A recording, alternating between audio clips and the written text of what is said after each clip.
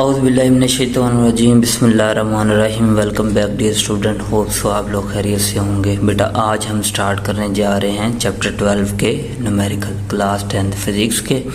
इससे पहले हम चैप्टर 12 कंप्लीट कर चुके हैं और आज हम न्यूमेरिकल करने वाले हैं। तो इस वीडियो में हम कंप्लीट न्यूमेरिकल इसके करेंगे जो कि 6 न्यूमेरिकल हैं। जी ये वाला आपका क्वेश्चन है न्यूमेरिकल प्रॉब्लम का, तो इसमें 12.1 रीड आउट करते हैं। The wavelength of a wave is 2 metre and its frequency is 5 hertz, what is the speed of wave. तो आसान से न्यूमेरिकल हैं। वेवलेंथ आपको दी है, इसको लैम्डा से रिप्रेजेंट करते, वो 2 मीटर है, मैंने 2 मीटर पे लिख दी। और उसके बाद फ्रीक्वेंसी कितनी है, 5 हर्ट्ज फ्रीक्वेंसी लिख दी।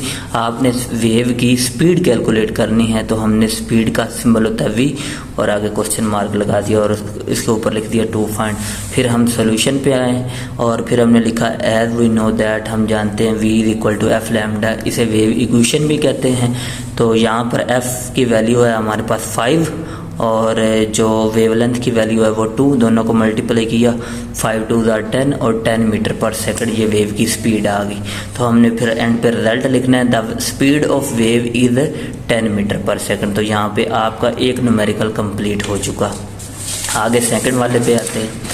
सेकंड वाला देखिएगा स्टूडेंट्स, 12.2 है, a wave travel at a speed of 300 meter per second and has a wavelength of 3 meters, calculate its frequency. अब स्पीड कितनी है वेव की वो गिवन डाटा में लिख दी। वेवलेंथ कितनी है, लैम्डा से रिप्रेजेंट करते हैं, 3 मीटर लिख दिया। हमने फाइंड क्या करना है, वेव की फ्रीक्वेंसी फाइंड करनी, तो 2 फाइंड में इसे लिख देंगे। और उसके बाद फिर हम जानते हैं वेव इक्वेशन हमारे पास होती है एज वी नो दैट, लिखा सोल्यूशन के अंदर v is equal to F lambda. तो यहाँ से आपने f निकाल लेना है, तो लैम्डा इधर आकर क्या हो जाएगा, डिवाइड इधर अकेला f रह जाएगा। तो f मैंने इस तरफ लिख दिया, v मैंने और बाकी रिलेशन जो बनता था वो इस तरफ लिख दिया। तो यहाँ से ये लैम्डा क्या हो गया, डिवाइड, ये v ओवर f बन गया और f अकेला रह गया, एक साइड पे आ गया। उसके बाद हमने वैल्यू पुट करनी है। ले जी v स्पीड की वैल्यू हमें दी है 300 मीटर, ये देख रहे हैं। और उसके बाद जो वेवलेंथ है 3 मीटर की है, दोनों को डिवाइड किया 100 हर्ट्ज। इसका मतलब फ्रीक्वेंसी जो वेव की होगी वो कितनी होगी, 100 हर्ट्ज की फ्रीक्वेंसी वाली वेव जनरेट होंगी। और एंड पे रिजल्ट लिखेंगे, the frequency of wave is 100 hertz. तो यहाँ पे आपके 2 न्यूमेरिकल कंप्लीट हुए। ले जी बढ़ते हैं थर्ड वाले न्यूमेरिकल की जानिब। थर्ड वाला न्यूमेरिकल आप स्क्रीन पे देख रहे हैं। A sound has a frequency of 250 hertz and a speed of 340 meter per second, find its wavelength. हमने वेवलेंथ फाइंड आउट करनी है, स्पीड दी है और उसके बाद फ्रीक्वेंसी दी है। फ्रीक्वेंसी लिखी 250 हर्ट्ज, स्पीड लिखी 340 मीटर पर सेकंड, वेवलेंथ हमने फाइंड करनी है तो 2 फाइंड में लिख दी। उसके बाद सॉल्यूशन पे आते हैं, as we know that v is equal to F lambda, wave equation आप लोग जानते हो। तो हमारे पास यहाँ से हमने लैम्डा कैलकुलेट करना है, तो लैम्डा एक साइड पर f v के नीचे आकर डिवाइड हो जाएगा। तो मैंने लैम्डा एक साइड पे लिख दिया और v ओवर f एक साइड पे लिख दिया। यहाँ पे वैल्यू पुट करेंगे, v की वैल्यू हमारे पास 340 है, 340 आ गई। वेवलेंथ 2, उसके बाद फ्रीक्वेंसी कितनी 250 हर्ट्ज की, 250 नीचे डिवाइड कर दे, दोनों को डिवाइड करने पर आंसर मिला 1.36 मीटर। जो वेव की वेवलेंथ होगी वो 1.36 मीटर होगी। तो एंड पे फिर हमने रिजल्ट लिखा, the wavelength of sound is 136 meter. मैं ऊपर वेव क्या गया, बेसिकली ये साउंड की वेवलेंथ हमने निकाली, तो वो रिजल्ट में आई वैल्यू 1.36 मीटर। आगे नेक्स्ट 4 पार्ट की तरफ मूव करते हैं। इसका 4 वाला जो न्यूमेरिकल है वो है, a wave has a frequency of 50 hertz, how much time does it take to complete one wave. एक वेव है उसकी फ्रीक्वेंसी 50 हर्ट्ज है, उससे कितना टाइम लगेगा एक वेव कंप्लीट होने तक, ये हमने कैलकुलेट करना है। तो फ्रीक्वेंसी हमें दी हुई है 50 हर्ट्ज लिख दिया, टाइम हमने फाइंड करना है और फिर सोल्यूशन पे आए। एज वी नो दैट, हम जानते हैं reciprocal of frequency is called time period होता है।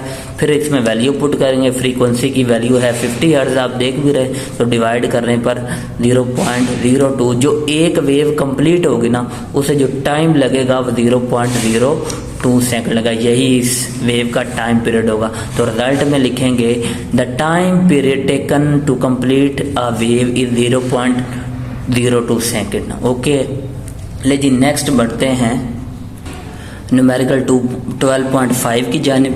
12.5 की स्टेटमेंट पढ़ते हैं। A wave has a wavelength of 0.5 metre.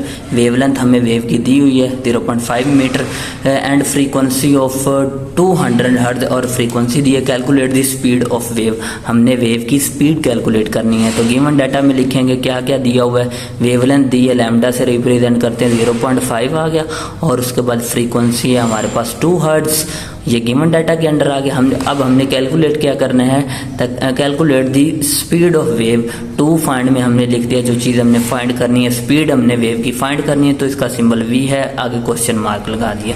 आगे सोल्यूशन पे आएंगे। एज वी नो दैट, हम जानते हैं वेव इक्वेशन क्या होती है, v is equal to F lambda. किसी भी वेव की स्पीड फाइंड आउट करने के लिए, फ्रीक्वेंसी फाइंड आउट करने के लिए, वेवलेंथ फाइंड आउट करने के लिए हम वेव इक्वेशन का सहारा लेते हैं। तो v is equal to f की जगह पे हमने लिखा 200 और लैम्डा की जगह पे 0.5। दोनों को बेटा मल्टीप्लाई करो, आपके पास आंसर आ गया 100। तो जो उस वेव की स्पीड होगी वो 100 मीटर पर सेकेंड होगी। और एंड पे फिर आपको पता है हम क्या लिखते हैं, रिजल्ट लिखते हैं। तो रिजल्ट देखें भी, the speed of wave is 100 meter per second. तो यहाँ पे आपके 5 न्यूमेरिकल्स कंप्लीट हुए। लास्ट वाले न्यूमेरिकल की जानिब बढ़ते हैं। लास्ट वाला न्यूमेरिकल है हमारे पास, the time period of a wave is 0.02 seconds. Time period हमें दिया हुआ है, कैपिटल टी दिया हुआ है।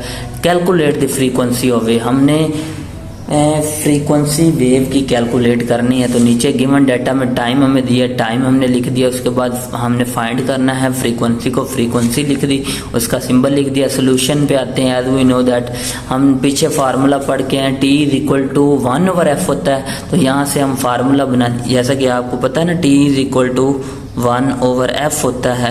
तो f इधर आ गया, t नीचे डिवाइड हो गया। ठीक है, इस रिलेशन को यूज करते। तो reciprocal of time period is called frequency भी होता है, ये भी डेफिनेशन बन जाती है। उसके बाद वैल्यू पुट करनी है। टाइम पीरियड है 0.02 सेकंड, ये रहा, यहाँ पे पुट किया। दोनों को डिवाइड करने पर आंसर हमें मिला 50 हर्ट्ज। तो उस वेव की जो फ्रीक्वेंसी होगी वो कितनी होगी, 50 हर्ट्ज होगी। तो रिजल्ट लिखा था, frequency of the wave is 50 hertz. तो यहाँ पे बेटा आपके 6 न्यूमेरिकल चैप्टर 12 के क्लास 10th की फिजिक्स की न्यू बुक के कंप्लीट हुए। इसी के साथ मुझे इजाज़त दें, मिलते हैं नेक्स्ट वीडियो में। अल्लाह हाफिज़।